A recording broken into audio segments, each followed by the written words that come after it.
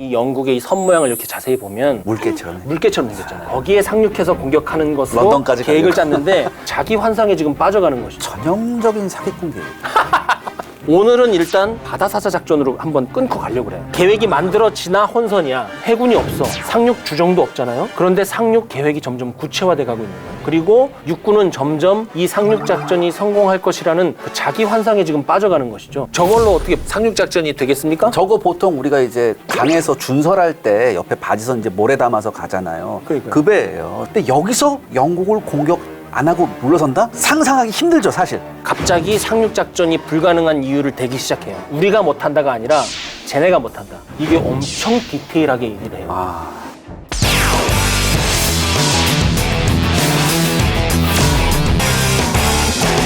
너무나 힘든 상황 속에서 독일 공군은 계속해서 영국 공군과 맞서서 영국 공군 전투기를 경멸하겠다는 이 괴링에 네. 이 호언장담을 맞춰주기 위해서 계속 싸우고 있는 것이죠. 독일이 그만한 자신감을 표출할 수 있는 공군력이 있었느냐. 그래서 자료를 찾아보면 이게 1934년 7월까지 건너가요. 처칠이 이미 알고 있어요. 이때는 지금 베르사유 조약 때문에 공군을 증강시킬 수 없는 상황이잖아요. 근데 처칠이 의회에서 독일이 지금 비밀 공군을 키우고 있다. 그러면서 숫자를 여기서 딱 떼요. 이 시기에 독일 공군이 얼마나 됐는지 알 수 있는 아마도 거의 유일한 자료일 거예요. 거기에 보면 뭐라고 나오냐면 독일이 400대의 순수한 군용 목적기를 만들어서 갖고 있다. 그리고 언제든지 군용기로 개조될 수 있는 250대의 비행기가 있으며 지금 1450대의 민간 항공기가 개조대 위에 올라갈 준비만 하고 있다. 그리고 이거를 그대로 놔두면 한 달에 100대씩 쭉쭉 군용기가 뽑아져 나온다. 우리가 뭔가 대책을 세워야 된다. 이 얘기를 지금 하고 있는 거예요. 근데 이게 우리가 더블 체크를 해봐야 되잖아요. 실제 그 첩보가 맞았는가. 그렇죠. 예. 굉장히 유사해요. 그래서 1934년 12월에 독일 측 자료가 있어요. 거기에 보면 항공기가 1888대가 있었다. 그리고 작전에 운용할 수 있는 기체는 그중에서 584대였다 이렇게 나오거든요. 처칠이 바다 건너에서 예측한 거하고 거의 숫자가 틀리지 않아요. 그러니까 영국 첩보부가 얼마나 우수했다는 걸 우리가 알 수 있죠. 이게 34년에 이런 첩보가 들어왔다는 거는 그 이전부터 총력을 집결을 하고 있었다는 거예요. 그렇죠. 중요한 건 히틀러가 집권하면서 처음으로 선언했던 게 뭐냐면 우리는 더 이상 베르사유 조약을 지키지 않는다. 우리는 이제부터 우리가 우리의 제대로 된 독일 국방군을 가질 것이다. 낮은 랩도 예, 그다음에 징집을 부활하죠. 이때부터. 10만 명까지 해놨던 거 이제 예, 이때부터는 그렇죠. 이제 쭉쭉 늘리기 시작하는데 맞아요. 예. 병사 10만 명밖에 못 가지게 했던 것을 지금 장교하고 부사관으로 10만 명 만들어놨단 말이죠. 네. 여기다가 병사들 징집해서 갖다 붙이는 거야. 뭐 그렇죠. 이제 눈덩이 굴러가는 것처럼 부대가 늘어나는 거죠. 근데 이제 항공부대는 어땠냐? 항공 인력을 양성하는 건 힘들잖아요. 이전부터 독일은 비밀리에 청소년 글라이더 클럽이 있었어요. 청소년을 위한 레포츠 클럽을 하면서 이게 실질적으로 공군 조종사를 길러낸 클럽이었다. 베르사유 조약에서 스포츠까지 막지는 않았다. 그렇죠. 예. 이거에서 엄청 파일럿 인력들을 확충해 놨었기 때문에 어느 정도 가능했고 또 여기에 누가 수장으로 앉느냐? 괴시? 괴씨가. 우리 괴씨. 그 욕심 많은 괴씨 아저씨가 여기에 또 앉습니다. 아니 그러면 이제 괴씨가 네. 그 항공을 운영을 하고 그 글라이더 클럽을 군으로 네. 끌어들이고 이러한 세부적인 디테일까지 혼자 다 한 거예요? 아니 근데 그러기보다는 항공부 부장관이 필요해. 그래서 루프트한자 지금도 있는 회사죠.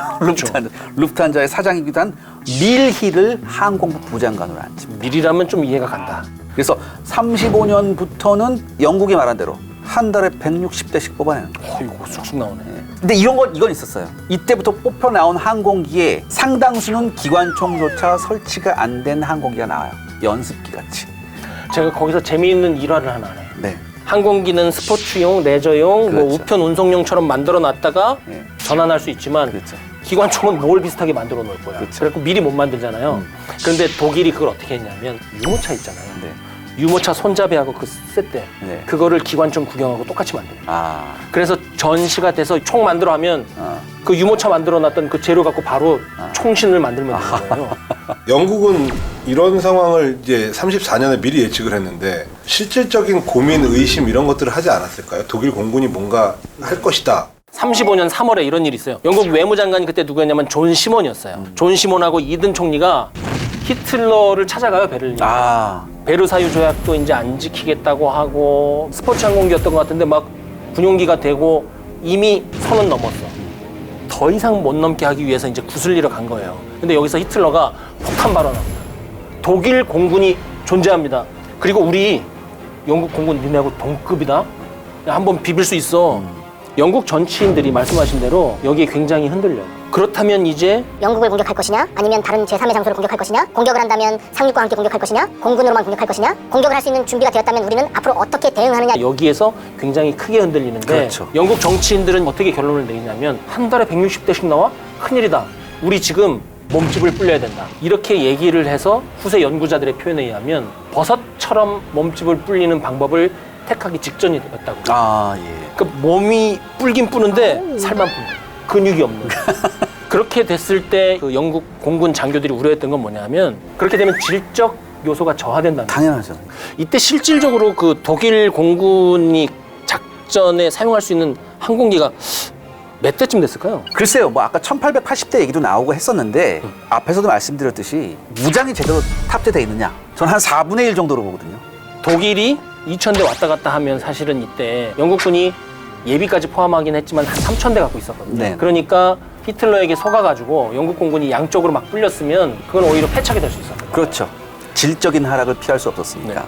그래서 이때 그 데이터가 있는데 1939년 9월에 영국이 일단 수도 런던을 방위하기 위한 공군 항공기 대수를 564대에서 확 늘려갖고 한 1,500대 정도로 늘려요. 어우, 3배 가까이 예. 늘렸네. 그리고 나서 인원도 나중에 급속하게 늘어요. 처음에는 한 3만 명 정도 됐어요. 이게 1939년에 가면 11만 명까지 늘어나거든요. 아, 그렇군요. 그러니까 전쟁이 진행이 되고 절차와 순서를 거치고 징집령, 동원령 발령하면 그때 가서 실속 있게 늘어날 것을 초반에 히틀러와의 감정 싸움, 그럼 명예 싸움을 하기 위해서 급하게 익지도 않은 밥을 입속에 집어넣을 필요가 없다고 그렇죠. 생각했던 것이죠. 그 반면에 독일 같은 경우에는 이제 같은 기간에 4천여 대가 있었습니다. 공군의 인력은 한 50만이 공군이에요. 네. 수적으로는 저러면 완전히 예. 영국 공군을 발라버려야 그렇죠. 돼요. 예. 근데 거기 그 50만은 전부 다 파일럿은 아니죠. 폭격기 같은 건 워낙 많이 타니까 또 사람. 그리고 아까 얘기한 것처럼 지금 이제 오히려 입장이 바뀌어서 네. 독일이 버섯처럼 된 거예요. 그렇죠. 영국군은 이제 단단한 근육이 있는 사람이고 여기는 이제 물살 있는 사람인 것이죠. 왜냐하면 독일 공군은 일단 실전을 치러야 되니까 이제부터는 일을 벌여놨으니까 어쩔 수 없이 군대도 확장 일로로 나갈 수가 없어. 그런데 우리가 이렇게 얘기하면 네. 받아들이는 사람의 입장에서는 아유 독일 군은 그러면 엉망이었나 보다. 네. 준비도 제대로 안 하고 영국한테 다 들키고 그랬나 보다. 그럴 수가 있거든요. 근데 그렇지는 않잖아요. 그러니까 해군 제외하고 독일 공군이나 육군이 아주 급속하게 질적 성장을 할 수 있었던 때는 소련의 도움이 있었어요. 1930년대부터 독일과 소련이 대단히 밀접했어요. 군사교류를 하면서 많은 독일군 초급 장교들이 소련을 건너가서 소련제 장비로 훈련을 많이 해요. 그리고 거기에 대한 자본도 독일이 그 없는 살림에도 대줍니다. 많은 투자를 해요, 소련한테. 그래서 그런 장비를 가지고 독일군이 알토란 같은 훈련을 할 수 있었어요.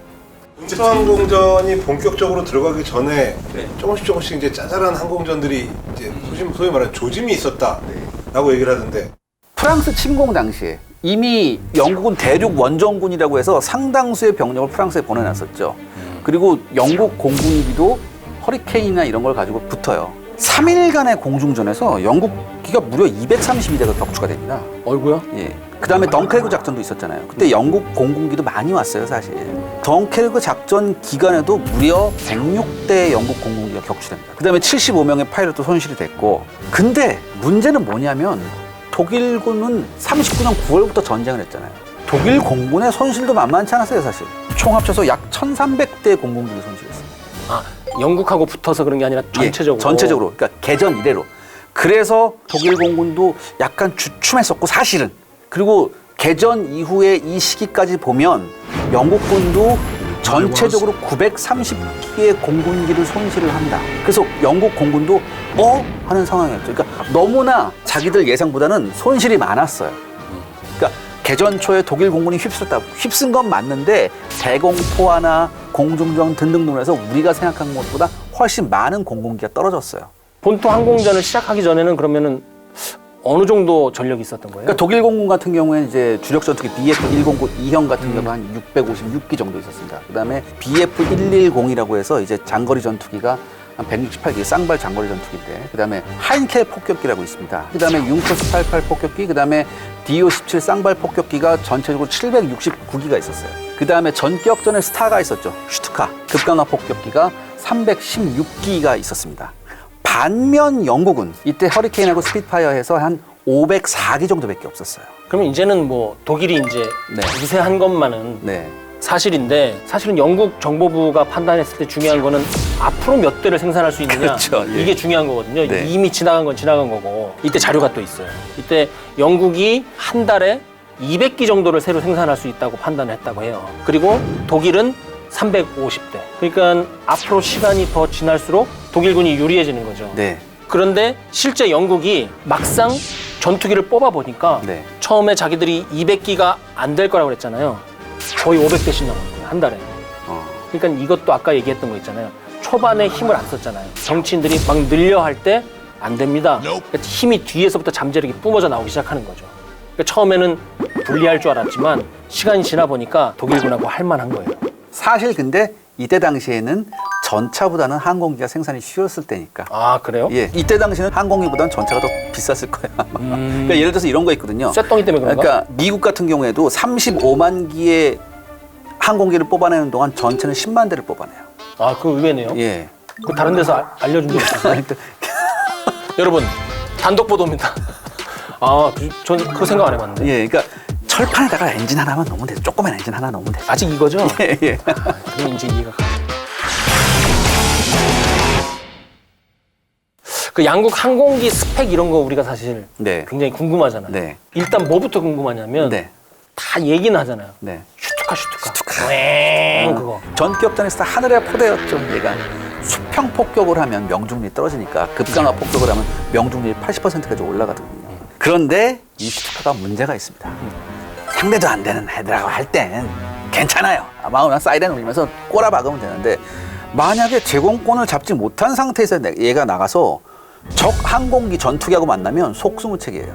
속도가 느려요. 일단 슈투카 자체가 시속이 400km밖에 안 돼요. 그 다음에 슈투카 보면 이제 랜딩 기어도 나와 있잖아요. 공격 계속 나와 있는 상태예요? 공격학적으로도 불리해요. 근데 시속 500km가 넘는 적 전투기하고 붙으면 상대가 안 됐죠. 그래서 정말 피해가 컸어요. 슈투카가. 그 다음에 DO-17 쌍발 폭격기라고 있었습니다.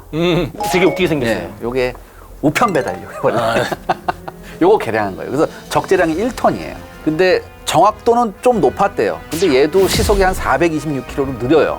그 다음에 유명한 게 이제 하인켈 폭격기, 쌍발 중폭격기였죠. 이게 폭탄 탑재량이 2.5톤으로 그나마 괜찮은데 얘도 속도가 느려요. 416km. 그 다음에 방어 총자가 의외로 몇 군데 없어서 영국 본토 항공전에서 그야말로 탈탈 털린 폭격기 중에 하나입니다. 후방에 달린 방어 총자는 더군다나 고정식이에요. 그럼 어떡해요? 그러니까 안 되죠. 전혀 안 돼요. 그 다음에 그나마 제대로 활약을 한 게 융커스 88 쌍발 고속 폭격기예요. 이게 폭격기임에도 불구하고 무려 속도가 517km였어요. 그러니까 영국 공군이 뭐라고 했냐면 가장 격추시키기 힘든 독일 폭격기였다.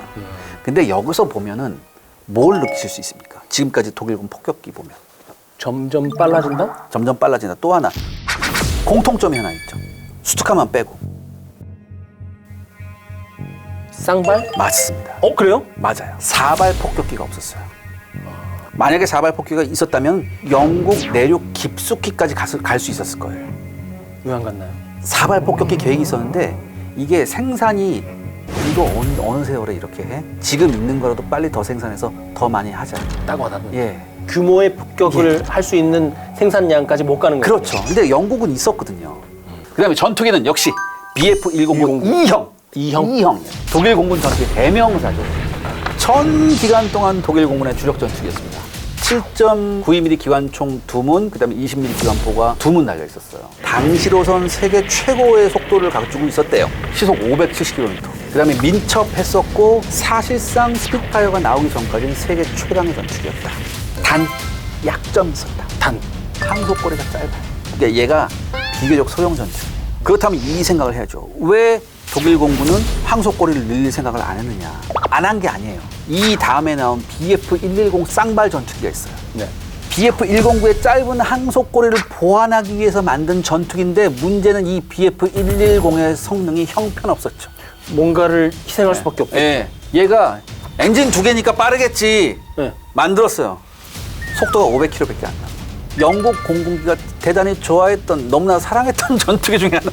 그러니까 2인 삼각 경기 한다고 속도 네. 빨라지는 거 아니잖아요. 그렇죠. 그러니까 나중에 이게 대부분 이제 야간 전투기로 개조가 돼요.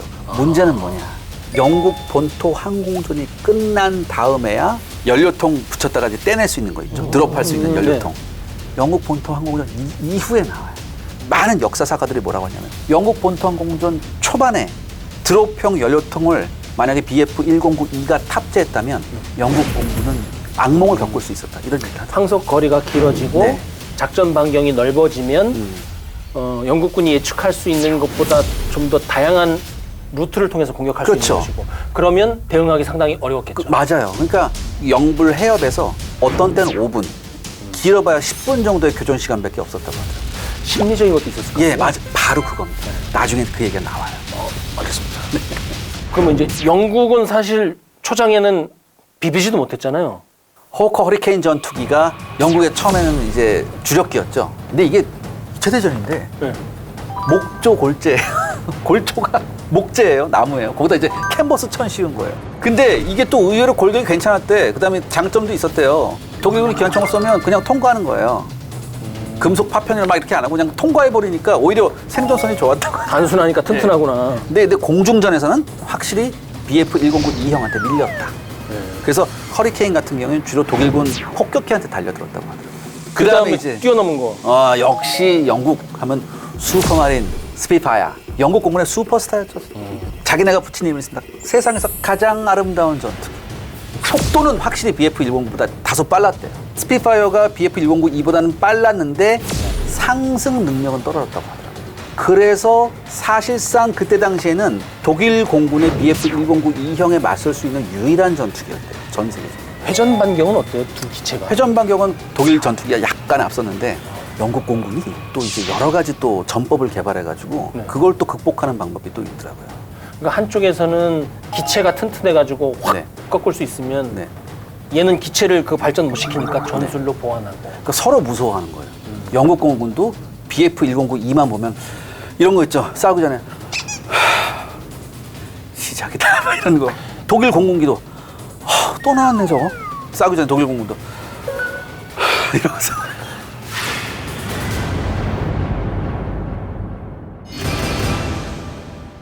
(7월 10일) 날 60대 독일군 폭격기가 먼저 영국 수송선단을 습격을 하려고 했는데 무려 10대의 폭격기를 잃어버려요. 왕창 잃었네요. 예, 이거는 수직 타산이 안 맞아요. 대규모로 갔잖아요. 그럼 뭐겠어요, 제목이? 런던 대공습. 런던 대공습이죠. 이때부터 57일 동안 미친 듯이 때려 부은 거예요. 근데 이게 사실은 우리가 알고 있는 거와는 다르게 적의 수도를 먼저 폭격하는 건